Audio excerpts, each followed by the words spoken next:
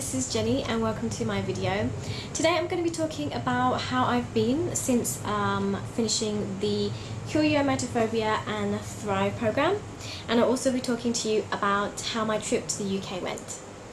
So it's been officially, I think, 7 months now since I finished the program, and all I can say is that I feel really good and I feel like I'm thriving every single day. I can't actually put into words how much I've changed since 7 months ago when I first started the course and how I am right now. I just feel like a totally different person and I just feel alive, just totally alive. And just to give you a perspective of how much I've changed, normally when I go back and review the book, I will just go back to the important chapters that I feel like I need to reread again or I need to re-understand. I never actually go back and read the things that I've written because there are exercises in here that ask you questions, and I usually just wrote everything down in the book. So on chapter 1, belief systems, there's actually a question. It's question number 2. And it asks, what limiting belief systems do you have? And I actually read it and I felt really emotional because I couldn't believe what state of mind I was in at that time that made me write down these really limiting beliefs, because they are totally not something that I would ever write down now, and it just struck something in me. I just really realized how much I've changed. Some of these were, I won't succeed in beating my phobia, I'll never be able to travel to the UK, things that were so major in my life that I thought would never ever be able to happen, and now I've just basically done all of those and I cannot believe it. I really sincerely cannot believe it. But I do have to say that people who, you know, have created this fear, emetophobes, we don't give ourselves enough credit for it. So I'd just like to say right now to myself, well done, because it was a lot of work, and it was, you know, constantly reminding yourself and motivating yourself. So I'm really proud of myself, and I'd just like to thank Lucy and Rob again because I just couldn't have done it without you.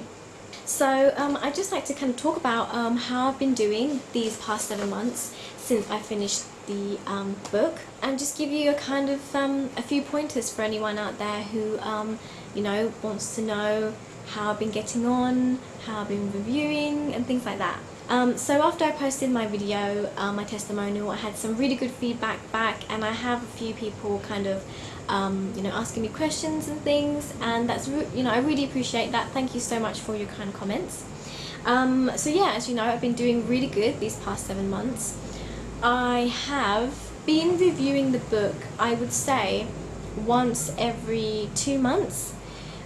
So first of all, if I tell you right from the start, after I finished the book, I gave myself about a week's break because the 6 weeks with Lucy, my Thrive consultant, were pretty intense for me.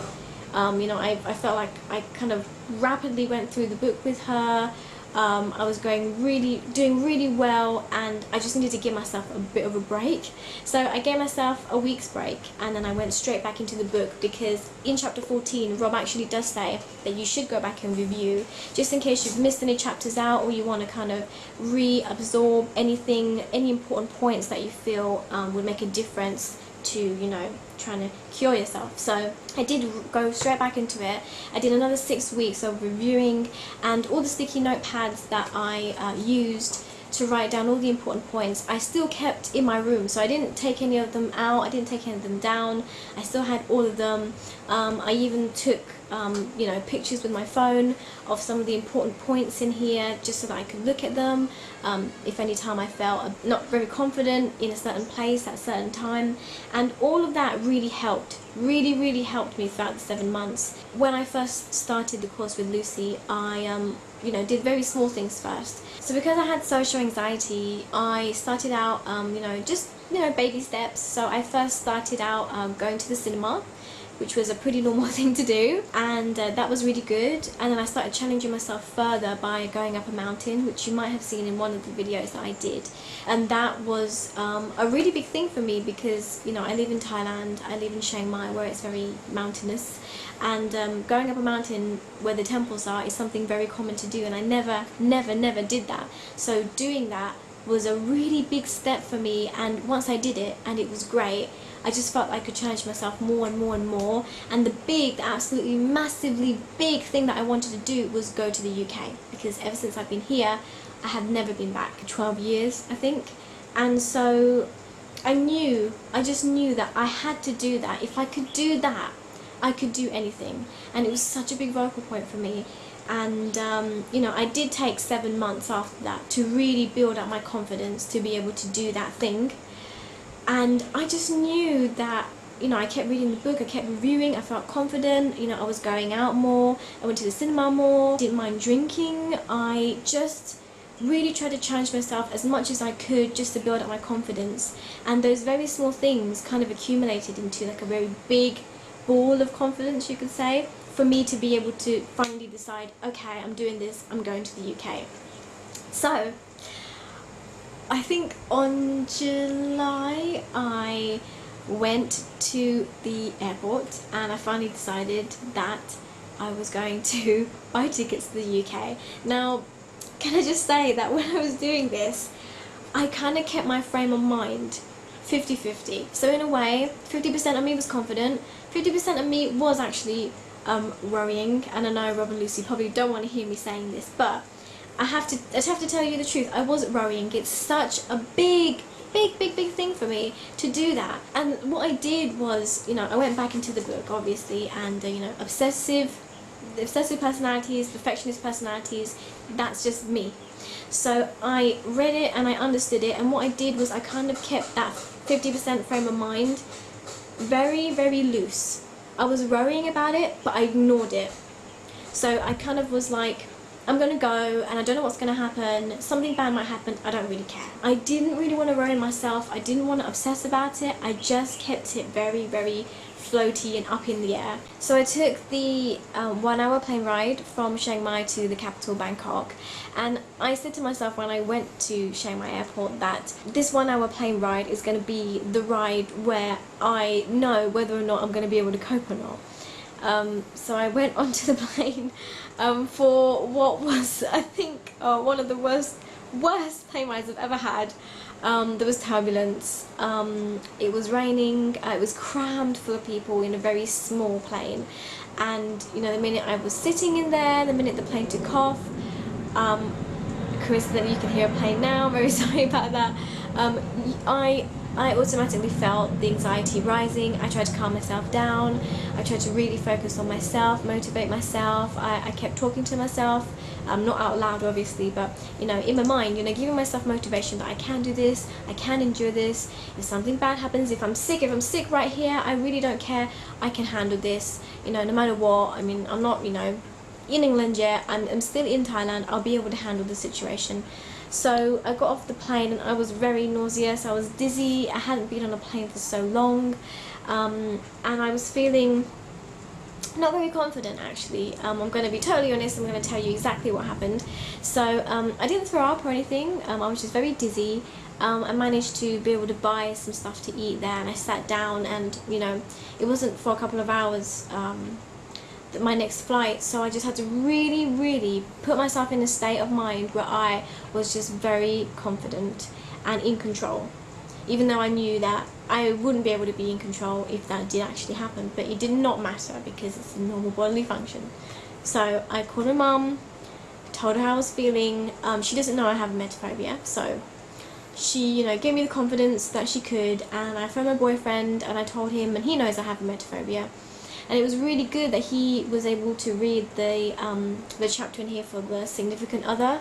So he understood what he had to do, what he had to say to me, and he told me basically right off the bat, if you don't do this, all the stuff that you've been through, you know, out of these 8-9 months is going to be totally worthless.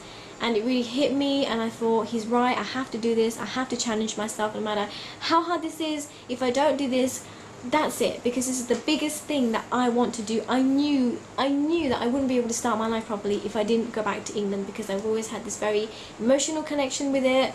You know, being taken away from where I was born, from quite a critical age in your life when you're, you know, starting to become a teenager. So I knew I just had to go back. So after I kind of psyched myself up again, I got onto the flight, the 12-hour non-stop flight from Bangkok to London, and to my surprise it was actually really okay. I was not sick. I did feel a bit dizzy, but that was because I guess I haven't been on a plane for a very long time. I was very lucky to get a seat where there was nobody in the middle, so it was a man, an empty seat, and me on the end, and so I was able to stretch, able to sleep.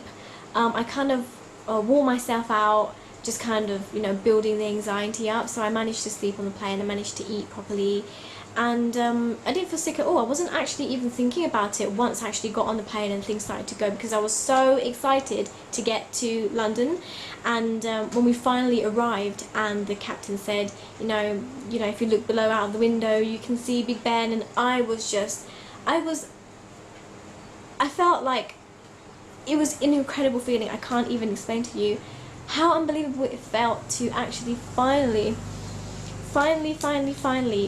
get to where I wanted to get to.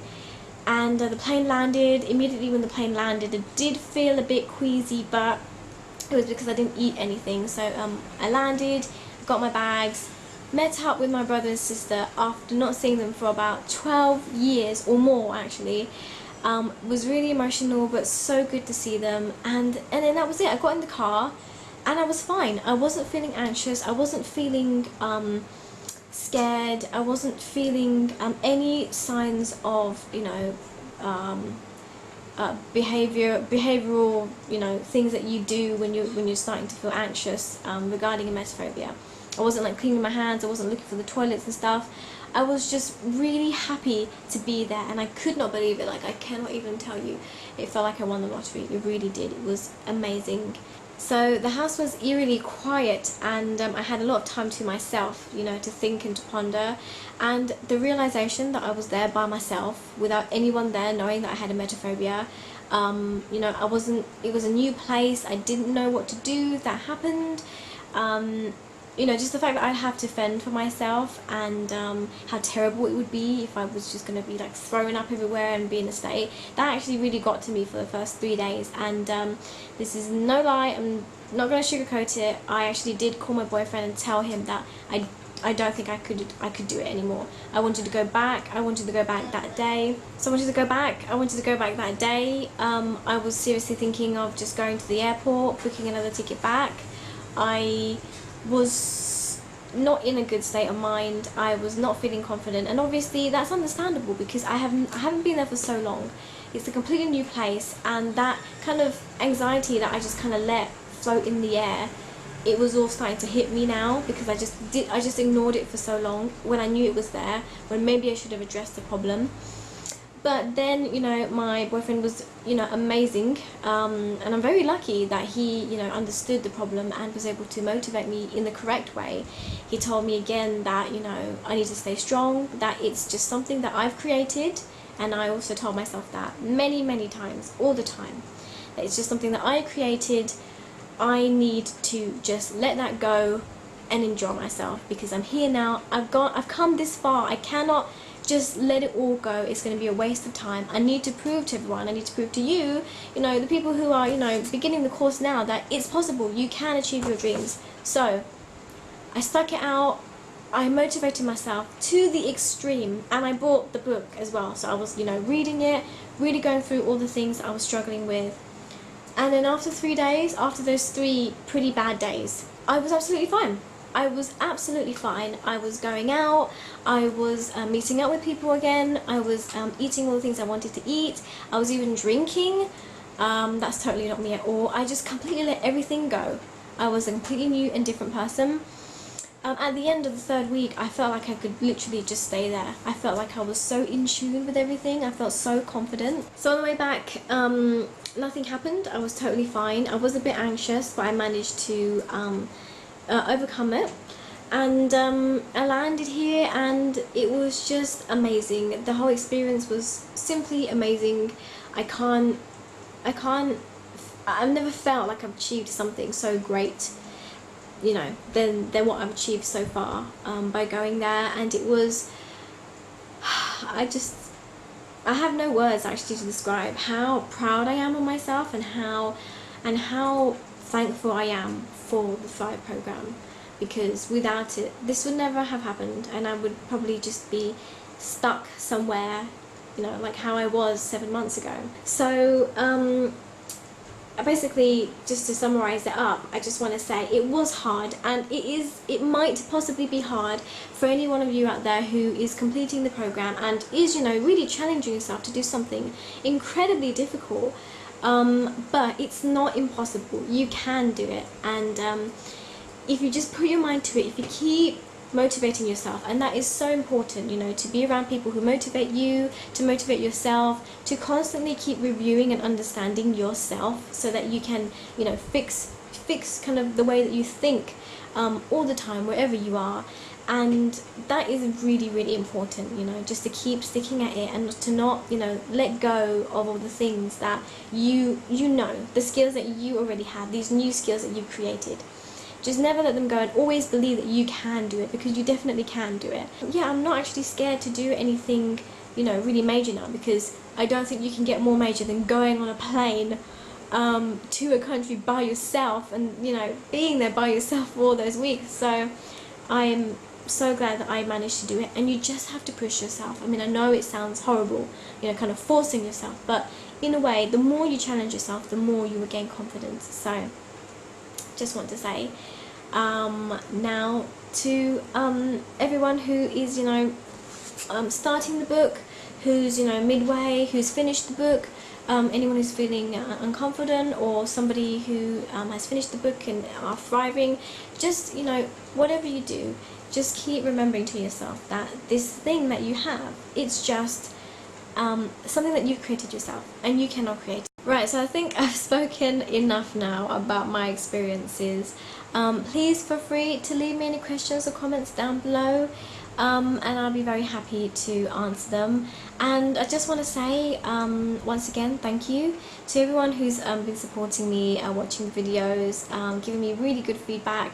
Good luck to anyone out there who's starting the Thrive program, who's in the middle of it, who's about to finish it. And also thank you once again to Lucy and Rob, who I didn't actually get a chance to meet in England. I think, you know, our schedules just didn't, you know, work out, but I'm sure in the future I'll be able to meet them one day. So yeah, once again thank you, and hoping to make more videos in the future, and yeah, see you soon.